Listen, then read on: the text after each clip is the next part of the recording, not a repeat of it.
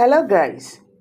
In a significant development, Nnamdi Kanu, the leader of the indigenous people of Biafra, IPOB, has outlined conditions under which he would be willing to seize the movement's long-standing agitation for an independent Biafra.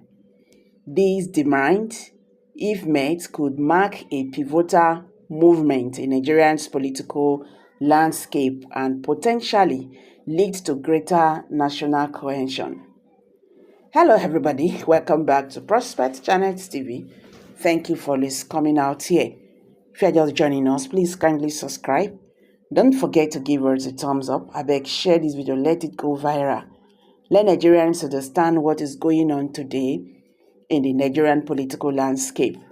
My people, in a significant development, Nnamdi Kanu, the leader of the indigenous people of Biafra, has outlined conditions under which he would be willing to seize the movement's long-standing agitation for an independent Biafra.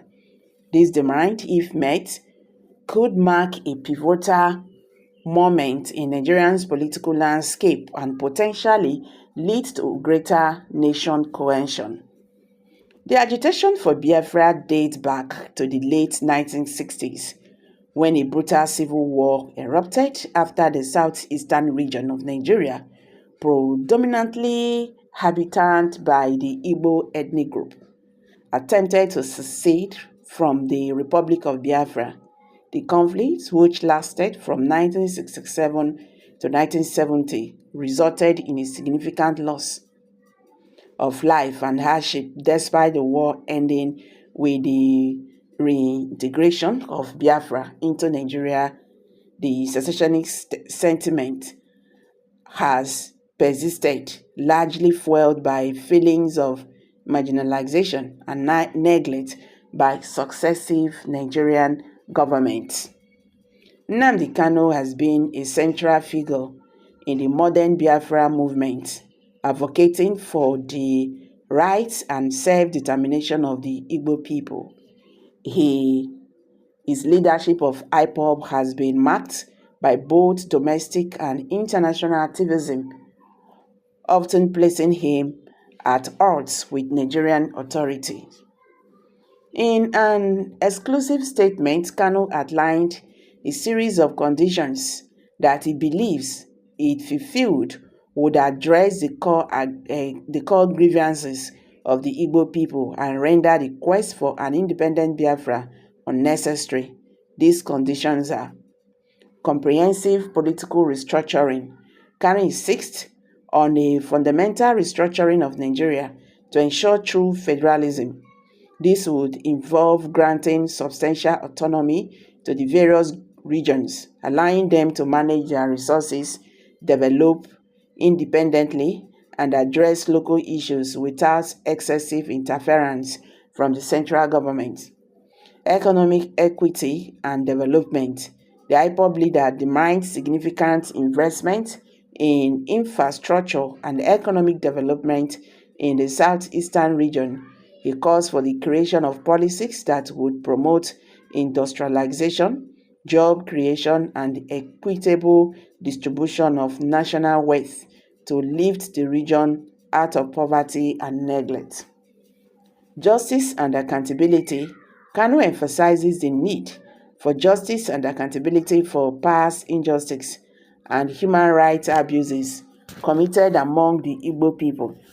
This includes addressing historical grievances from the Civil War and ensuring that security forces that have allegedly committed atrocities in the region are held accountable. Protection of cultural identity. He also calls for the protection of Igbo culture, language, and heritage. Kanu believes that recognizing and respecting the unique cultural identity of the Igbo people is crucial for the national unity and harmony. Political inclusion and representation, ensuring that the Igbo people have adequate representation in federal government, structures in another key condition. Kanu advocates for political reforms and provide equal opportunities for all ethnic groups in Nigeria. The federal government's reactions to Kanu's condition remains to be seen.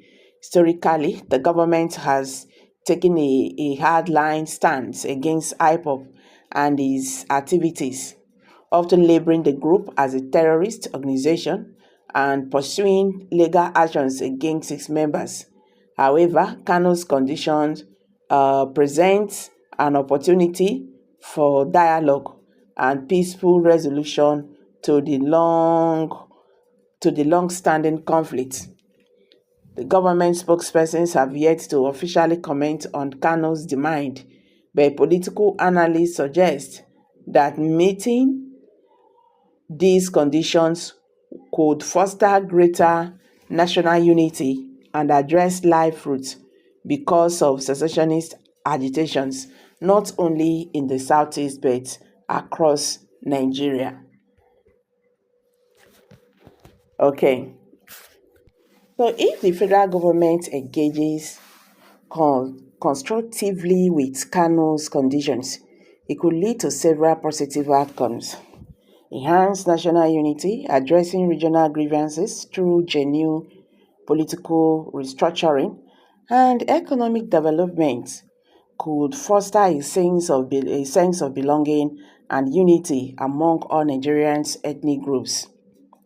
Economic growth, investment in infrastructure and industry in the southeast could spur economic growth, reduce unemployment and alleviate poverty, leading to overall national economic improvements.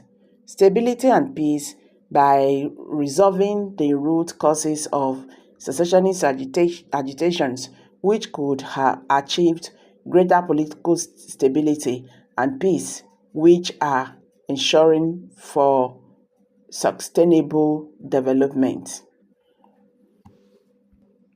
Why Kanu's conditions offer a potential pathway to peace? There are significant challenges implementing comprehensive political restructuring and economic reforms requires political will, consensus among Nigerians' diverse regions, and substantial resources. Additionally, overcoming deep-seated mistrust and historical animosities will not be easy. Nnamdi Kanu's conditions for dropping the Biafra agitation represent a significant opportunity for the Nigerian government to address long-standing issues of marginalization and inequality.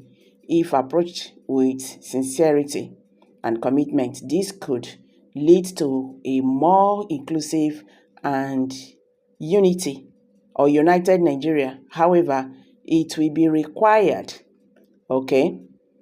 it will require courageous leadership, dialogue, and genuine effort to heal past wounds and build a more equitable future for all Nigerians. So guys, let's hear from you. Kindly drop your comments below the comment section. Thank you.